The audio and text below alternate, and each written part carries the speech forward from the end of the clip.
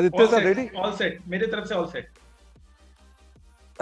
आइए आपको मिलवाते हैं आज एक और ऑल इंडिया रैंक से Neha Gupta, all India rank 19 CA final May 2023 के एग्जाम्स का, जिनका आज रिजल्ट आया है।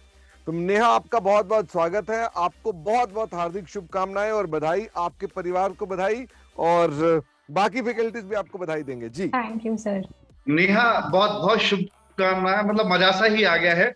ऑल इंडिया में रैंक आई है आपके, और देश में नाम, इतना बड़ा देश 140 करोड़ लोगों का, और उसमें टॉप 50 रैंक काउंट होती है, उसमें आपने स्थान पाया है। मजा आ गया, मतलब ग्रेट। आपको और आपके पेरेंट्स को बहुत बहुत शुभकामनाएं मेरी तरफ से। बहुत बहुत बधाई। और ये आपके गर्व की बात है और हमें भी गर्व की बात है कि हमें आप जैसे स्टूडेंट मिले, और आपने पूरे इंडिया में अपना जो मुकाम हासिल किया है वो अब आपके साथ जिंदगी भर रहेगा।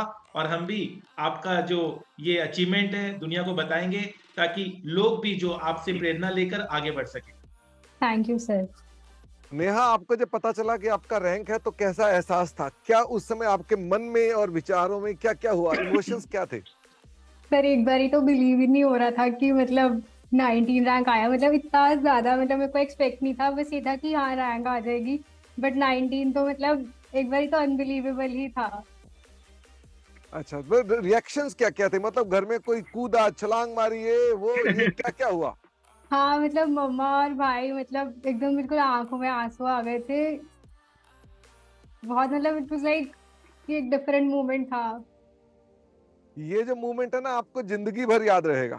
ये जो मोमेंट है, इसको मतलब ये आपकी एक लाइफ लॉन्ग मेमोरी रहेगी, और हमें बहुत खुशी है उस मेमोरी का पार्ट में हम भी कहीं ना कहीं आपके साथ कुछ मोमेंट्स बिताने वाले हैं आज।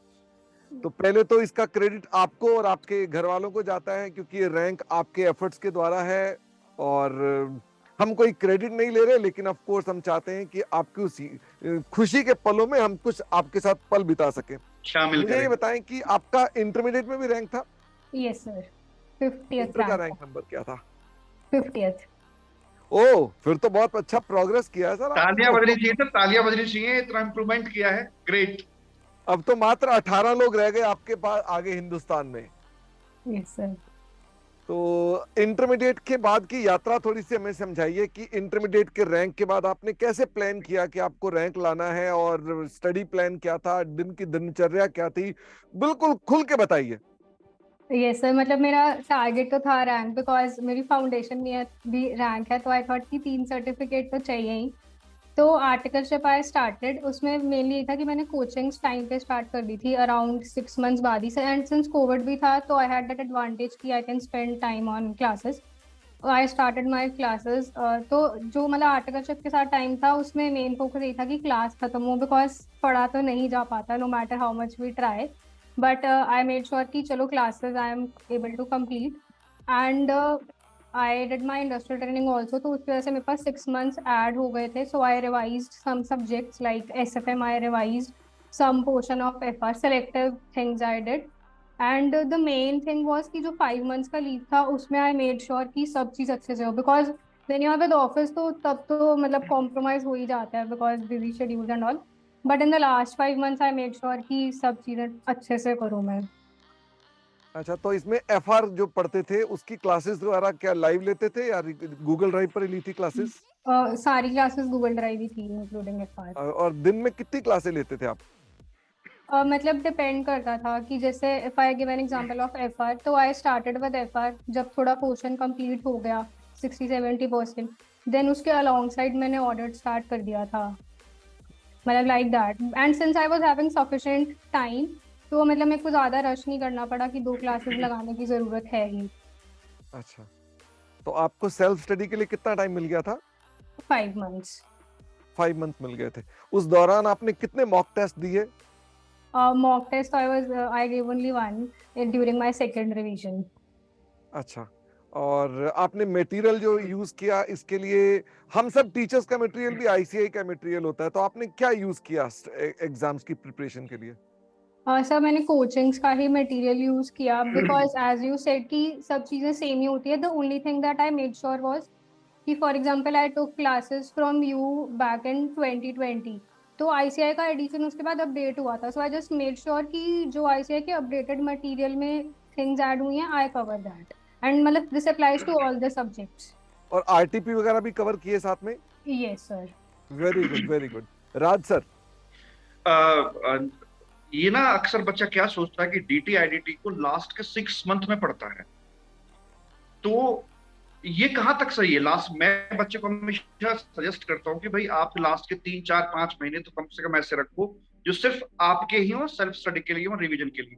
लास्ट के 6 मंथ में कोचिंग लेना मुझे समझ में नहीं आता है, तो आप क्या कहना चाहेंगे? डीटी आईडीटी आपका जो आई थिंक एग्जाम से 6 महीने पहले का जो 6 महीने होता है उसमें करना चाहिए, क्या कहेंगे आप? राइट सर, उसमें ही करना चाहिए। मतलब मैं जो 5 मंथ स्टडी लीव के हैं उसमें तो क्लासेस बिल्कुल मत रखो। मतलब आई मेड श्योर कि अगर मेरी कोई क्लास पेंडिंग भी है तो I kept it on hold, कि सेल्फ पहले करते हैं, जहाँ जहाँ पे नीड होगी I will do it on selective basis. Otherwise मेरी 90% classes I completed before my study leave started, and that is correct कि टेक्स्ट तो लास्ट में ही लेते हैं, तो I took it on the last, but study leave से पहले। हाँ, लास्ट का मतलब लास्ट के 6 मंथ नहीं, उससे पहले वाले जो 6 महीने उसमें Correct. कंप्लीट कर लेनी चाहिए। जीएसटी पोर्टल आजकल ये बड़ा बर्निंग इशू चल रहा है और मैंने अपने हर रैंकर से पूछी है इसके बारे में, बिकॉज सी इंस्टीट्यूट ने इसको मैंडेटरी कर दिया है नई स्कीम के अंदर। और चेंज वैसे प्राइमा फेसी दिख नहीं रहा, लेकिन पेपर का जो स्ट्रक्चर है वो पूरा चेंज हो जाएगा। तो हमने जो क्लासेस में जीएसटी पोर्टल तो बहुत पहले से कराते आ रहे हैं, जब मैंडेट नहीं था तभी हमने कराया था, लेकिन अब तो करना ही पड़ेगा बच्चे को। तो उसका क्या रोल रहा आपकी स्टडी में जीएसटी पोर्टल का, जो हमने अपने क्लास में डिस्कस किया? सर एक तो मेरा ना आर्टिकलशिप में भी अच्छा एक्सपोजर आया जीएसटी में, तो I have used portal extensively. तो एक ये रहता है कि अगर प्रैक्टिकली चीजें आपने देखी हो ना, तो थिंग्स बिकम्स इजियर कि कैसे होता है। Theoretically you will take time to understand, but जब देख रखा है कि this is how things proceed, refund वगैरह, तो it's easier to process and easier to remember as well. लंबी समय तक याद रहता है और बार बार आपको रिवाइज नहीं करनी पड़ती चीजें। Yes sir. और दूसरा मेरा मानना ये है कि कुछ लोग कहते हैं कि जीएसटी पोर्टल जब क्लास में दिखाया जाता है, मैं तो आधा आधा घंटा, ईवे बिल में तो 1 घंटा का मैंने पोर्टल बना दिखाया था। लोगों को लगता है कि भाई समय ज्यादा लगता है, पर मुझे ऐसा लगता है कि इसकी वजह से समय और कम लगता है। क्या बोलेंगे आप इस पे? राइट सर, मैं because as practically things are always easier, तो एक बार ही देख लिया कि आप बना रहे हो कि how what is part A part B, तो वो हमेशा के लिए याद रहता है। एंड मतलब अगर कोई क्वेश्चन लिखेगा तो वो क्लिक हो जाएगा कि वीडियो में ऐसे बताया था इंस्टेड ऑफ कि बुक में क्या लिखा हुआ है।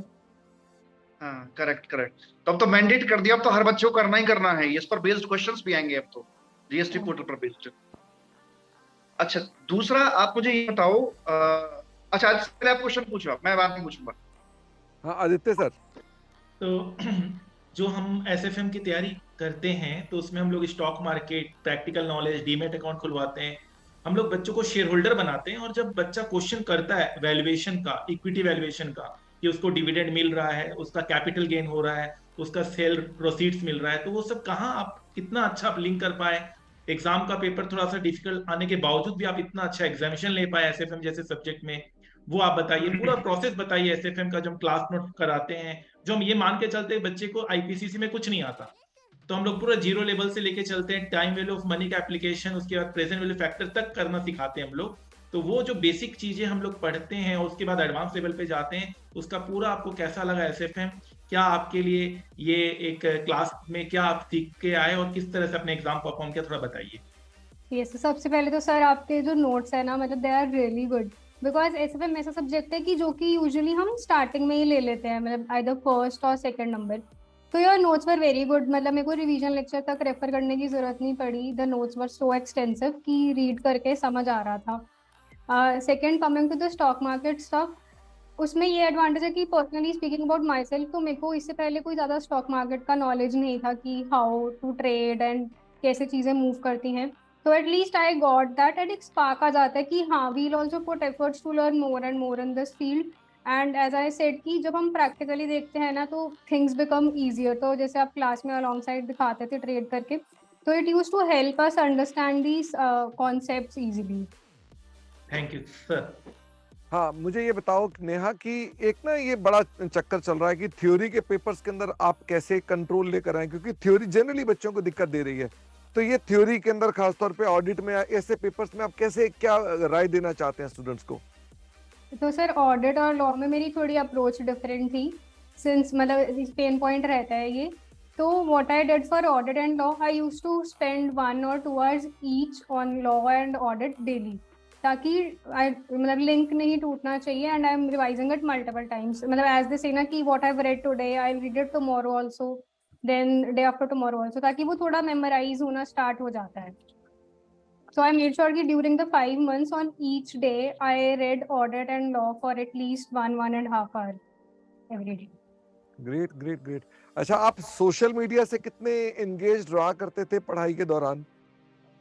सोशल मीडिया ऐसे मैंने बंद नहीं किया था, बट ऑब्वियसली कट शॉर्ट कर दिया था. ज़्यादा तो Telegram, because Telegram is mainly for the updates जो टीचर्स वगैरह शेयर करते हैं, and similarly WhatsApp also, because कुछ इन्फॉर्मेशन आ जाती है, बट आई मेड श्योर की screen time it's like reduce to 20 minutes a day like that. Great. अच्छा, Rajkumar sir by chance disconnect हो गए हैं. उनका एक क्वेश्चन मैं आपसे पूछ लेता हूँ कि राजकुमार सर के केस में क्या होता है, शायद प्रोबेबली आपके बैच के अंदर भी ऐसा हो रहा होगा कि उन्होंने IRS ऑफिसर्स को बुला करके आपकी क्लास के अंदर उनका भी कुछ व्यू पॉइंट लिया होगा, तो उसके क्या क्या फायदे आपको दिखाई देते हैं? सर मतलब कि you'll get a visibility of how things operate on ground instead of reading in the books कि हाँ assessment ऐसे होता है. It gives us a, and moreover जिनको career build करना है in this domain, they also get a clarity कि how things are gonna work practically. Great great. Neha, अब इसके बाद क्या करने वाले हैं? वैसे राज सर आ गए हैं. राज सर, मैंने आपका सवाल, आप जुड़े हुए नहीं थे तो मैंने पूछ लिया Yes, sir. कि जो IRS होते हैं वो जब आते हैं तो उनका क्या क्या फायदे हैं. मैं पूछ चुका हूँ ये क्वेश्चन, फिर भी आपका कोई और क्वेश्चन है तो पूछ सकते हैं. मैं यही पूछ रहा था सर, एक बार मुझे बता दीजिए क्या फायदे ताकि मैं आगे कम्युनिकेट कर पाऊँ. नेहा बताओ. दिक्कत आ गई थी.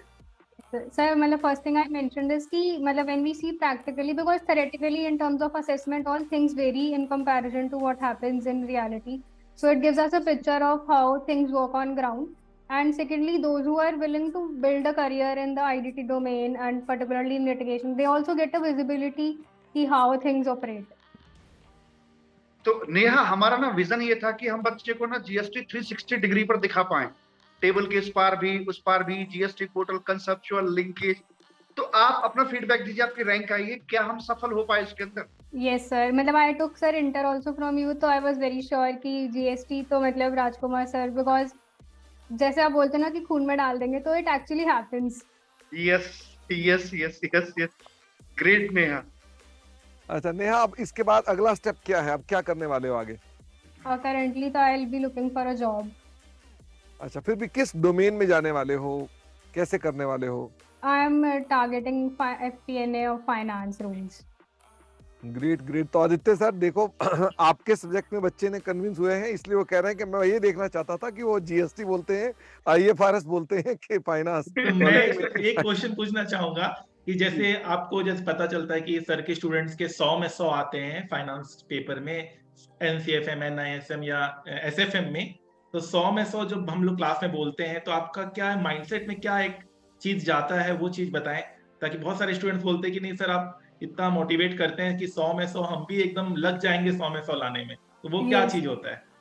It actually works. मतलब जो आपकी बुक्स में फोटोज देखता है ना कि 199, तो एक बार ही तो आते हैं कि यार we can also try it, कि at least gets give it a try कि आ सकते हैं, हमारी भी फोटो आएगी. It works as a motivation. मतलब एक सपना होता है एज ए स्टूडेंट, जब मैं CA करता था तो 100 आउट ऑफ 100 मतलब एक CA जैसा पेपर जो टफेस्ट माना जाता है उसमें आना एक बहुत बड़ी बात है. तो मैं अपना अचीवमेंट समझता हूँ. आप लोग जब रैंक लेके आते हैं तो अपना अचीवमेंट है कि चलो मैं नहीं ले पाया तो क्या हुआ, 100 में 100 मैं नहीं ले पाया तो, लेकिन मेरे स्टूडेंट जरूर लेकर आते हैं. Yes, so yes, आपका भी बहुत कंट्रीब्यूशन है in terms of the notes and everything that you provide. Thank you. Great great great. तो नेहा, हम आपको एक गिफ्ट टेम्पर भेजेंगे एल्डाइन से, तो हमारी टीम आपसे कनेक्ट करेगी, आपका एड्रेस लेगी और वो आपको एक गिफ्ट टेम्पर भेजेगी. हमें उम्मीद है कि आपको बहुत पसंद आएगा. राज सर कुछ क्लोजिंग रिमार्क्स देना चाहें? आदित्य सर. हाँ, मैं यही कहूंगा कि देखो नेहा, आज तो यही फीलिंग आ रही होगी ना कि आज मैं ऊपर आसमान नीचे नहीं, क्योंकि टॉप 20 में आपका 1,140 करोड़ लोगों के बीच में से आप टॉप 20 में हैं, तो इट्स ग्रेट. और आपको और आपके माता पिता को मेरी तरफ से बहुत बहुत शुभकामनाएं, और आपको अच्छे भविष्य की बहुत बहुत शुभकामनाएं. राधा रानी की कृपा आपके ऊपर यूं ही बनी रहे, और बहुत बहुत धन्यवाद सर. आप हमेशा जिंदगी में मुस्कुराते रहें, और आप जब जॉब लाइन में आप जाएं तो आप बहुत अच्छा करें. आई थिंक वो डिस्कनेक्ट हो गई हैं. और डिस्कनेक्ट हो गए हैं तो हम उनको धन्यवाद बोल रहे हैं। Thank you very much Neha. Thank you so much, bye.